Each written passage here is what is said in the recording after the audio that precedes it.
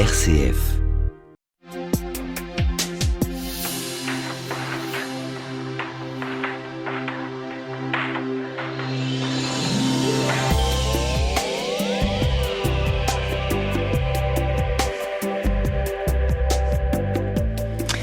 Chers auditeurs, bonjour. Pascal de Barochet pour un nouveau numéro de Croire aujourd'hui, l'émission de RCF en lien avec le CERC.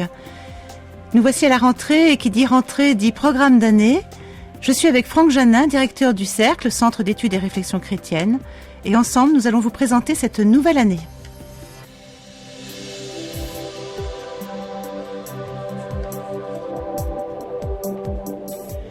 Bonjour Franck. Bonjour Pascal. Pouvez-vous nous rappeler en quelques mots ce qu'est le CERC et comment ce programme du CERC se construit ? Bien, comme il existe des centres de formation professionnelle dans des entreprises ou dans le secteur privé, bien l'Église catholique du Loiret possède également son centre de formation professionnelle. Et c'est le CERC, le Centre d'études et de réflexion chrétienne. Quant à son programme, il est déterminé par les visées propres à l'Église catholique du Loiret. Ainsi, nous avons des sessions théologiques, on y parle d'éthique, de Bible, de spiritualité. Mais nous avons également des formations autour des relations humaines, avec des formations comme l'écoute, comment conduire une réunion, groupe d'analyse des pratiques, et puis des formations propres à nos structures, équipe d'animation pastorale, communauté fraternelle de foi, voilà. Nous essayons également de décentraliser nos formations. Nous ne restons pas sur Orléans pour rejoindre les personnes qui sont sur le Loiret. Et puis nous essayons également de coller à l'actualité. Mais nous pouvons aussi préciser que toutes ces propositions que l'on retrouve sur la plaquette du CERC ne sont pas forcément organisées à proprement parler par le CERC. Alors certaines sont organisées par le CERC et puis d'autres, nous en faisons la promotion. Il y a d'autres services de l'Église catholique qui s'inscrivent dans les visées diocésaines, comme par exemple la catéchèse, la pastorale de la santé. Voilà, nous faisons la promotion de certaines formations. Et puis nous organisons parfois des partenariats avec d'autres associations chrétiennes ou non chrétiennes. Cette année, Jonathan Pierre Vivante ou Christianisme et Société. N'importe qui peut suivre ces formations ? Alors les propositions du CERC peuvent être suivies par un large public. Nous pouvons en gros diviser notre public en 4 catégories de personnes. Il y a les personnes qui veulent s'initier, celles qui veulent redécouvrir, et puis celles qui veulent approfondir. Et puis parmi celles-là, il y a des personnes qui ont plus ou moins de temps. Voilà, des sessions courtes et des sessions plus longues. Alors, celles qui veulent s'initier, il y a des propositions par la catéchèse, il y a des propositions pour les jeunes, qu'ils soient dans l'enseignement public ou privé, il y en a pour les étudiants, et puis il y a aussi pour les adultes qui cherchent leur chemin de foi. Voilà, et puis vous pouvez nous parler également, Pascal, de ceux qui veulent redécouvrir la foi chrétienne. Alors ceux qui veulent redécouvrir la foi chrétienne peuvent s'intéresser au rapport entre la foi et l'art, ou la foi et la société, et cette sensibilité est particulièrement portée par l'association Christianisme et Société, association œcuménique. Nous allons entendre Guillaume de Clermont nous en parler. Bonjour Guillaume. Bonjour. Vous êtes membre de l'association Christianisme et Société, oui, et également pasteur de l'Église réformée sur Orléans. Et à ce titre, vous animez cette association dans un sens œcuménique, avec un rapport entre art et Bible, et puis un rapport aussi entre foi et société. Alors, est-ce que vous pouvez nous parler un peu du programme de cette année de l'association Christianisme et Société ? Oui, alors on va d'abord parler de Art et Bible, puisque c'est un projet déjà assez ancien, qu'on va poursuivre cette année sous une forme un petit peu nouvelle, puisque il n'y aura plus, comme dans le passé, 2 intervenants, Dominique Vasset et moi-même, pour commenter les œuvres, mais on aura à chaque fois un conférencier qui fera à la fois le commentaire biblique et le commentaire artistique. Donc on a prévu 4 rendez-vous au Musée des Beaux-Arts. D'ailleurs, il faut se réjouir que le Musée des Beaux-Arts continue à accueillir ce projet, qui est signe de l'ouverture de ce projet. Donc 2 conférences, une sur les disciples d'Emmaüs chez Rembrandt, une autre sur la vision des bêtes dans la tenture de l'Apocalypse d'Angers, avec pour ces 2 conférences Hans Lung, qui est un bibliste, théologien protestant et très très très intéressé par l'art. On aura une conférence sur le Saint-Jérôme de Madame Van Remesmalel avec Isabella Juras qui est maître de conférence, et puis une quatrième conférence qui sera musicale avec Monsieur Marié que beaucoup connaissent à Orléans, qui nous a pas encore proposé son sujet, mais on va l'avoir d'une minute à l'autre. Donc ce sera au musée des Beaux-Arts.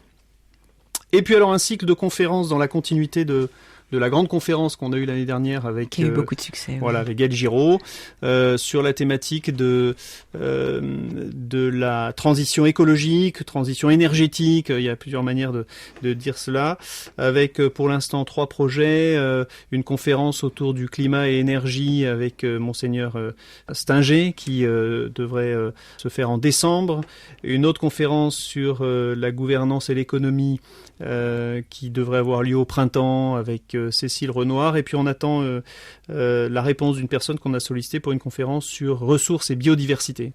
Donc 3 conférences pour essayer de comprendre au fond ce que recouvre la notion de transition énergétique. Voilà.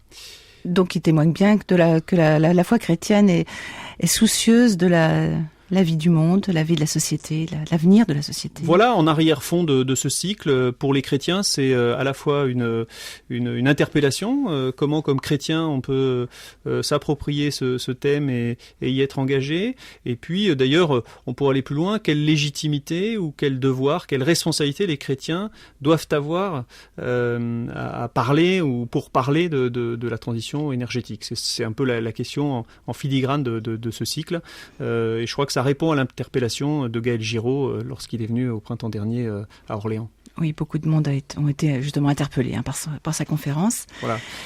Et puis alors on a une conférence qui est un petit peu en dehors de ces 2 cycles. On a décidé d'inviter Michael Langlois à Orléans pour qu'il refasse une conférence. Il avait proposé un cycle de conférences il y a 2 ans qui avait connu un grand succès. Cette fois-ci, il donnera une conférence au mois de février sur Jésus. On peut dire Jésus au croisement de l'histoire et au croisement de la Bible. C'est une conférence pour essayer de comprendre qui est vraiment Jésus, que sait-on de lui, voilà, le sujet sera précisé très très prochainement, mais ça devrait aussi être une conférence passionnante. Oui, certainement, peut-être même pour un grand public, de gens qui se posent des questions. C'est quand même l'idée de cette association Christianisme et Société, c'est-à-dire de toucher un public très large, et Michael Langlois, on le sait, a cette capacité, c'est un peu sa passion de vulgariser la science biblique, donc on sait que cette conférence sera vraiment certainement très intéressante pour tous. Il n'y a pas besoin d'être un spécialiste, et je pense que à la fois le projet Art et Bible et le projet du cycle de conférences autour de la transition écologique répondra à cette préoccupation d'accueillir un public très large. C'est notre projet en tout cas. Merci Guillaume. Donc des conférences ouvertes à tous, des amphis complètes, d'où la nécessité de s'inscrire à l'avance par internet ou par téléphone. Pascal, avez-vous d'autres propositions à nous faire connaître ? Je voudrais juste rappeler cette conférence prochainement au Musée des Beaux-Arts le 24 septembre. 2e conférence que nous organisons autour de Péguy avec Claire Dodin, la présidente de l'amitié Charles Péguy, sur la voix prophétique dans l'œuvre de Péguy, accompagnée d'un metteur en scène, Samir Siad. Donc 24 septembre à 20h30. Et je vous avais parlé d'un partenariat avec Jonathan Pierre Vivante, c'est le 13 novembre à 20h30 au Musée d'Orléans. Que faire avant que le mal ne devienne désespérance? Et puis également des conférences sur le Montargois, à Montargis même, autour de Jaurès, de saint Thomas d'Aquin et de l'islam. Voilà, on va pas vous donner date, heure, mais vous avez tout cela sur le site du Cercle.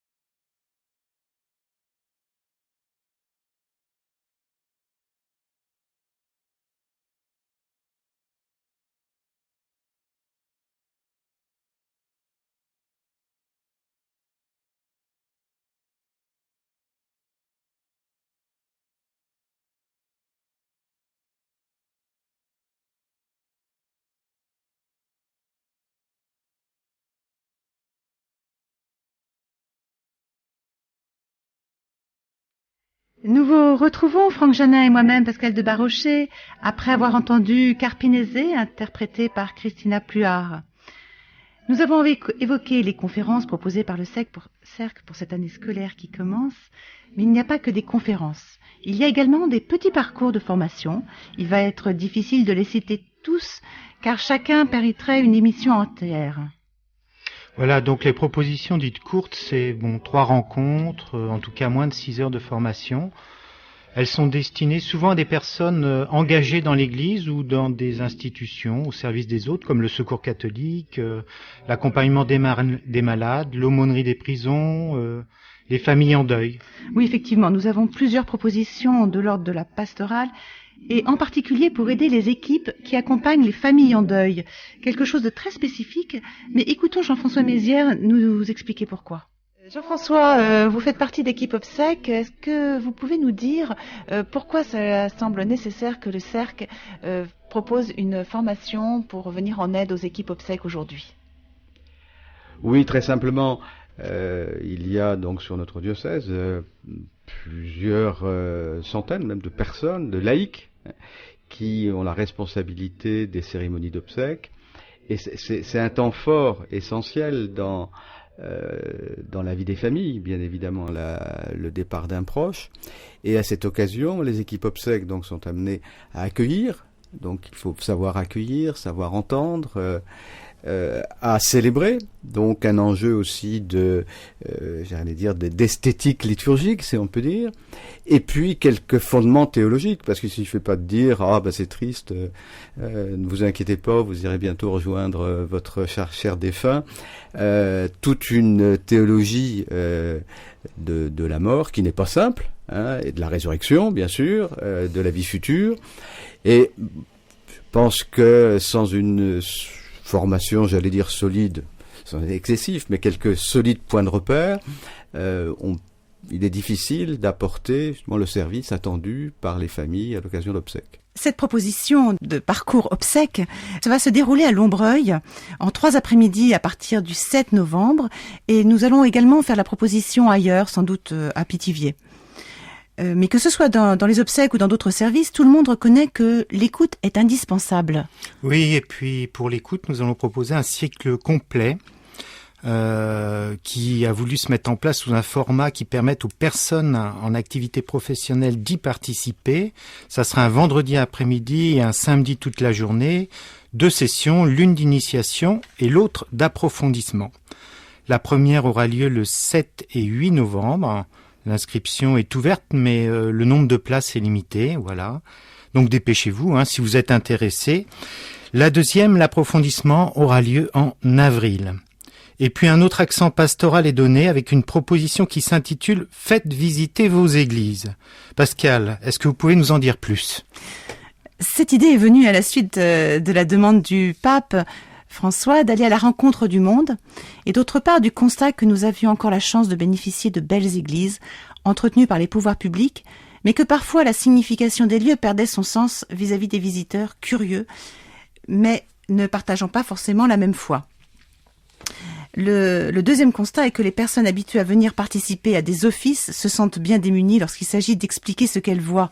Il y a un enjeu d'évangélisation que de donner le sens de l'architecture d'une église, le pourquoi de la disposition des objets ou du mobilier liturgique, et puis répondre aux questions des visiteurs. Et cela montre bien l'intérêt qu'on leur porte. C'est pourquoi, suite à une rencontre assez théorique qui aura lieu le 27 novembre à la Maison Saint-Aignan avec le Père Claude Giraud, nous irons visiter quelques églises. Au programme, l'église Saint-Aignan, la cathédrale, l'église Jeanne d'Arc, et puis en s'éloignant d'Orléans, Cléry et Jouy-le-Potier, et puis selon les chrétiens qui inviteront à visiter leur église. Ce sont des visites qui s'attachent avant tout au sens spirituel du lieu, plus qu'au monument. Spiritualité, Franck, pouvez-vous nous dire quelles sont les propositions spirituelles dans notre programme? Alors spirituel, pour moi c'est une question de vie, Pascal. Être chrétien, c'est être branché sur la source de la foi, donc être branché sur Dieu. Et les retraites spirituelles sont de merveilleuses expériences de prière, au cœur de ces engagements professionnels, associatifs ou familiaux. Écoutons Françoise Le Savre nous en parler. Françoise Le Savre, vous organisez des retraites dans la vie.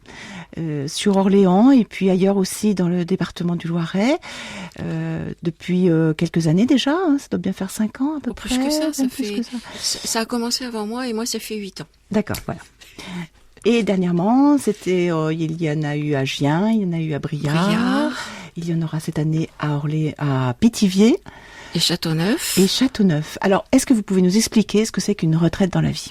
Eh bien, la retraite dans la vie, c'est un chemin de prière sur plusieurs semaines contiguës, 6 ou 7, qui propose aux personnes qui viennent de s'initier à prier la parole de Dieu chaque jour. Et en général, on leur propose la même parole, ce qui permet de vraiment se mettre à l'écoute de ce que dit cette parole et de ce qu'elle dit à chacun pour lui aujourd'hui. Et le principe de la retraite repose aussi sur à la fois un chemin personnel et quotidien, mais un chemin communautaire, car il y a un groupe qui chemine avec des temps de prière communes et des temps de partage. Ces temps-là sont extrêmement riches et constituent une expérience ecclésiale, une espèce de communauté de foi fraternelle qui peut continuer. Nous avons l'expérience de plusieurs lieux où des participants ont continué en petite communauté fraternelle de foi, ce qui nous encourage beaucoup sur ce principe. Certaines retraites comme celle d'Orléans où les animateurs sont sur place ou pas trop loin, nous offrons un accompagnement personnel hebdomadaire. Quand on va à Briard, à Gien, Pithiviers ou autre, on a d'autres dispositions parce que nous n'avons pas d'accompagnateur sur place. Mais concrètement, c'est sur 1 mois, 3 mois Non, c'est par exemple 5 semaines contiguës plus quelques semaines après une autre pour reprendre et conclure, ou bien 6 semaines plus une, mais les semaines se suivent jusqu'à présent. Voilà, dans un temps limité. Oui. Alors pour l'année qui vient, 2015, ça sera le temps du carême, en gros. Janvier, février, avant Pâques. À Châteauneuf et Pithiviers. Et à Pithiviers. Oui. Merci Françoise. Donc 3 rendez-vous sur le Loiret, à Pithiviers à Châteauneuf en mars 2015 et à Orléans février 2015. Un bon moyen de booster sa vie spirituelle pendant le carême et Pâques. Et nous allons faire une pause musicale en écoutant Amazing Grace de Il Divo.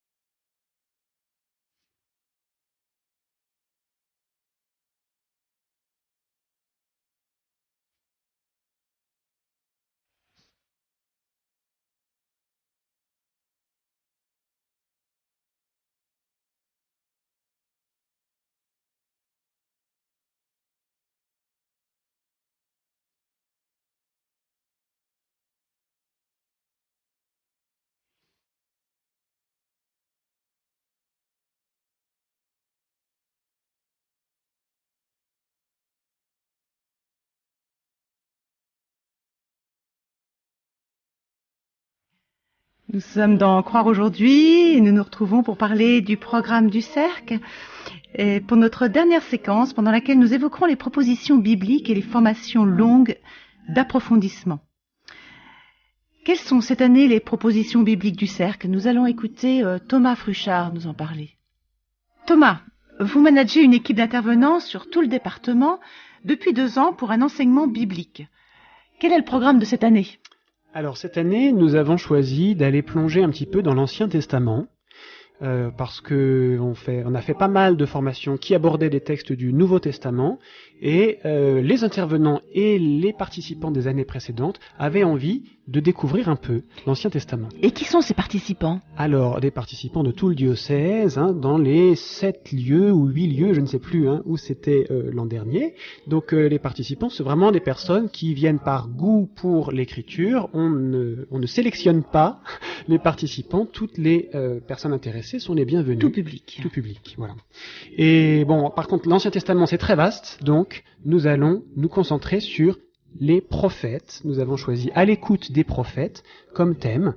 C'est une bonne porte d'entrée pour nous, pour entrer dans l'Ancien Testament, puisque beaucoup de textes du Nouveau font allusion à des passages de l'Ancien Testament. Et puis, les textes prophétiques ont une force et peuvent nous parler pour aujourd'hui. Alors, pour en dire un tout petit mot, on essaiera d'entrer dans la logique de la parole prophétique, qui est toujours une parole qui est enracinée dans l'histoire et souvent dans des périodes de crise. Alors pour aujourd'hui, on verra comment on peut les interpréter, mais aller à la découverte de l'histoire des prophètes et de la force de leurs paroles, eh bien, en lisant ensemble, en prenant du temps pour lire pendant les interventions, en suivant quelques questions, quelques méthodes, pour comprendre d'où sort cette force et où est-ce qu'elle nous pousse, eh bien, on se risquera à aussi interpréter pour nous-mêmes aujourd'hui les paroles des grands prophètes. Donc on aura Amos, on aura Osée, Jérémie et Isaïe. Et on retrouvera tout ça au Temple, à Orléans, le jour, le soir, à Neuville-aux-Bois, à Olivet, à la Ferté-Saint-Aubin, à Jargeau, à Gien. Bon, voilà. On arrose tout le diocèse. Assez généreusement dans le diocèse. Merci Thomas. Merci. Voilà, donc à l'écoute des prophètes sur l'ensemble du diocèse, et puis bien d'autres formations bibliques à Chilleurs, à Montargis, à Beaugency. Mais Pascal, est-ce que vous pouvez nous parler des autres formations bibliques que nous retrouvons par exemple dans la formation initiale diocésaine ou dans l'antenne? Alors la formation initiale diocésaine, vous la connaissez sans doute, c'est cette formation sur 3 années qui démarre donc tous les 3 ans. La promotion 2012-2015 entame sa dernière année avec un parcours sacrement et moral. La prochaine promotion commencera en septembre 2015. Alors, chers auditeurs, si vous êtes intéressés, parlez-en à votre curé, votre chef de service ou votre responsable de mouvement. C'est une formation très complète qui apporte le credo, la Bible, la morale et les sacrements. Et l'antenne de théologie, Pascal?